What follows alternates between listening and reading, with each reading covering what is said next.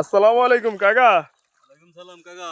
কাকা আপনার জমির মেঝেতে দেখলাম বুড়ি হেনা আছিল অনেকটি, অন্তত কি সুন্দর পরিষ্কার হয়ে গেছে। এটি কিভাবে কিতা করলেন? কাকার কাছে তো বুদ্ধি আছে, এই জন্য আমার বুদ্ধি আছে যে কাকা শ্বশুর বাড়ি যাই না, কথা বুঝছ না?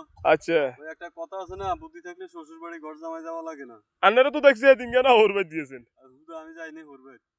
এই আন্নার ভাই কামাইলা মিশা কথা কইছে কে? বুড়ি হেনা আর এই শ্যাওলা জমার জন্য আপনারা এই বাজার থেকে হ্যাঁ তুতিয়া বলে আর কি, আমাদের আঞ্চলিক ভাষা তুচ্ছা বলে। হ্যাঁ ওই হ্যাঁ। তুচ্ছা আধা কেজি এবং এই যে বিল্ডিং এর আস্তর করে ওই হুম। বালুটা 1 কেজি পরিমাণ লইয়া আচ্ছা।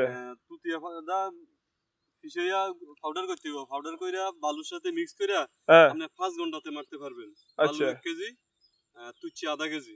আচ্ছা। তারপরে আপনার এই বুড়ি হেনা আর বা শ্যাওলা যেটা থাকে ওইটা হ্যাঁ, ধ্বংস হয়ে যায়। ধানের কোনো ক্ষতি হইতে না তোকে? না দেখেন না, দেখুন না, আমার এটা তো আমি এগুলা করছি, করার পরেতে আমার সবকিছু শেষ। এখন আমি আসছি জমিটা দেখতাম, দেখি কি অবস্থা। আজকে 5-6 দিন হয়েছে আমি তুচ্ছি আর ওই বালুটা মিক্স করে দিছি যে এখন আমার জমি ও ইনশাল্লাহ পরিষ্কার। মাশাল্লাহ, হ জমি তো অনেক সুন্দর হয়ে গেছে। আঙ্গ জমি তো আছে, আমরাও দিতে হইব। আর ফেসবুক বন্ধুগণ আপনারাও চাইলে এগুলা ব্যবহার করতে পারেন। আমার কাকা তো বলছে কিভাবে কিভাবে এত এত জমি পরিষ্কার করছে।